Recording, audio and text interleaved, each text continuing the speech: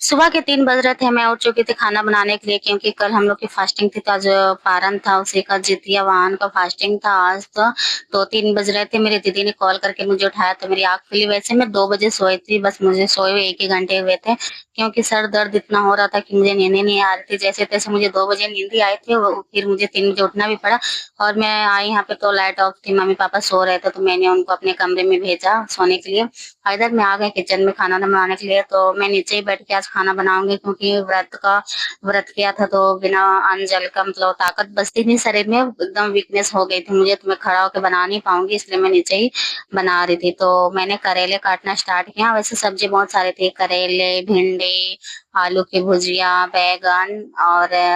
खीरा, ककड़ी, ऐसा मतलब बहुत सारे सब्जियाँ थी। आज के दिन तो 7 प्रकार की सब्जियाँ, 5 प्रकार के साग, ये सब बनते हैं। तो मैंने एक तरफ बड़े वाले कुकर में मटर को उबालने के लिए रखा था, वो छोटे वाले मटर होते हैं तो उसका गादा बनता है आज के दिन, तो मैंने रखा। इधर मैंने करेले की भुंजिया भी छौंक दिया कढ़ाई में, तो मैं सब एक बार काट के नहीं रख रही हूँ, मैंने पहले करेले को डाला है कढ़ाई में, उसके बाद वो जब तक फ्राई होगा जब तक मैं दूसरी सब्जियाँ काट लूँगी। इधर मैंने भिंडी को धो के भी रख दिया था, तो एक-एक करके मैं काटते जा रही हूँ, एक बनते जा रहा है, काट के मैं हटाते जा रही हूँ। तो वैसे मैं कर रही हूँ, तो वैसा मैं पूरा अभी आप लोग को ब्लॉग तो दिखा नहीं पाऊँगी क्योंकि अगर मैं पूरा ब्लॉग शूट करूँगी थोड़ा-थोड़ा करके, तो 1 घंटे का ब्लॉग ज़रूर वही बन ही जाएगा। वैसे बहुत ही लॉन्ग वीडियो बनने वाली थी, बट मैं इसको कट करके शॉर्ट कर चुकी हूँ क्योंकि बहुत ही ज़्यादा लॉन्ग वीडियो थी, क्योंकि बहुत सारी सब्जियाँ बन रही थी। मतलब 3 बजे मैं उठी थी, करीब 7 बजे के करीब मेरे खाना बन के रेडी हुई थी, तो इधर मैंने भिंडी-विंडी काट ली। जितनी भी सब्जियाँ थी मैं लगातार काटते जा रही थी, जैसे है भिंडी है, करेले हैं, आलू की भुजिया है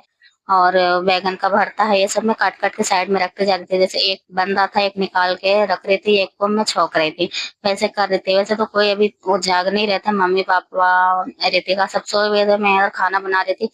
और मुझे खाना बनाते टाइम इतना तेज़ प्यास लग रही थी कि गाइस मत पूछो। वैसे तो निर्जला उपवास है, कल दिन भर रात भर में कुछ भी नहीं लगा, बट अभी गैस के पास मैं बैठी हूँ बनाने के लिए, तो मुझे बहुत तेज़ प्यास लग रही थी और सर भी बहुत तेज़ दर्द हो रहा था। हाँ, तो मैं जाके बेड पे बार-बार लेट रही थी, बार-बार उठ के फिर बैठ के बना रही थी। तो इधर रितिका भी जाग चुकी थी, उधर से वो मसाले-वसाले पीस के दे रही थी और मेरे आधे से ज़्यादा खाने बन चुके थे, बस साग जो बचा हुआ था और चावल, रोटी ये सब बचे थे। तो रितिका उठी थी तो उन्होंने मसाले-वसाले पीस के दिए, इधर रोटी एक साइड बन रहा था तो रितिका ही बना रही थी। उधर मैं बैंगन का भरता भी बना रही थी, तो हम वैसे उठते के साथ रितिका उठी थी 4:30 बजे, मैं 3 बजे उठी थी, डेढ़ घंटे के बाद वो उठी थी, तो उधर ये मड़वा का आटा उन्होंने गर्म पानी में सान के दिया, तो मैंने जल्दी से बना दिया और टोटल खाना बनने के बाद मैं अपने कमरे में चली गई थोड़ा-सा रेस्ट करने के लिए, क्योंकि मेरी जेठानी जी बाथरूम में थी, नहा रही थी वो, तो मैं इधर थोड़ा-सा लेटी हुई थी, मेरी आँख लग गई। फिर पापा मुझे उठाए तो मैं नहा के रेडी हुई हूँ पारण करने के लिए, तो मम्मी पहले नहा के रेडी हो चुकी थी।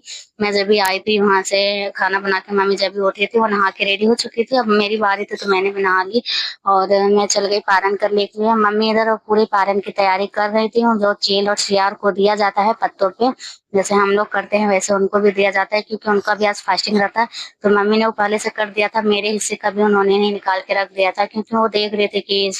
मतलब इसको पूरा वीकनेस सा हो रहा है, कुछ कर नहीं पाएगी अभी, तो मम्मी ने खुद से किया और उसके बाद मम्मी ने पारण किया, उसको जैसे-जैसे उन्होंने किया मैंने भी वैसे-वैसे किया और पता नहीं मटर रहता है, खीरे का बीज रहता है, चावल रहता है, ये सब एक छोटा वाला साग रहता है, तो उसको मतलब ऐसे डायरेक्ट निगलना रहता है, उसको चिबाना नहीं रहता है दूध के साथ। तो एक फाँकी में उसको मुँह में डाल के दूध पीना रहता है, मतलब उसमें दाँत के नीचे पड़ना नहीं चाहिए। ऐसे जैसे मम्मी ने किया वैसे मैंने भी किया और उसको पीने दूध को पीने के बाद ठंडा-ठंडा दूध था, थोड़ा-थोड़ा राहत मिली। उसके बाद रितिका ने मुझे चाय बना के दिया, मैं रूम में चली आई थी अपने क्योंकि पेट में दर्द हो रहा था भूख के कारण और चाय को देखते साथ जो दिल में राहत मिली है ना, वाओ! क्या ही कहना। इतनी मस्त चाय बनी थी, प्योर दूध की चाय एकदम मस्त थी। मतलब एक डेयरी वाले दूध रहती है उसकी चाय एकदम बहुत ही मस्त लगती है। ऐसे गाय के दूध की भी चाय मस्त लगती है, बट डेयरी वाली जो दूध की बात ही होती है, बात ही अलग है। तो रितिका ने आज बहुत ही टेस्टी चाय बना के दिया था, तो चाय वो बना के हम आ चुके थे किचन में खाना खाने के लिए, पारण का समय हो चुका था। तो जितने भी प्रकार की सब्जियाँ बनाई थी मैं मम्मी को मैंने सर्व किया। सर्व करने के बाद मम्मी चिरसियार को देखने चले गए और फिर मैंने भी उनको खाना देने के बाद मैं भी अपने खाना लेके रूम में आ गई थी, क्योंकि वहाँ पे कि गैस-वैस नीचे फैला हुआ था, बहुत सारे सामान फैले हुए थे, तो वहाँ जगह नहीं तो बहुत ही गंदा था। तो मैं अपने रूम में आके खा रही थी। मैंने सबसे पहले प्रसाद को नमन किया, उसके बाद मैंने ग्रहण किया और सच बताऊँ गाइस भूख तो उतना तेज़ लगी थी नहीं थी बट प्यास इतनी तेज़ लग रही थी ना, मैं खाना तो बहुत ही कम खाई बस 1 टोकरी में चावल खा ही पाई थी या 1 लोटा मैंने पानी पी लिया था भर दम तो क्योंकि बहुत तेज़ प्यास लगी थी। आप लोग के इधर होता है तो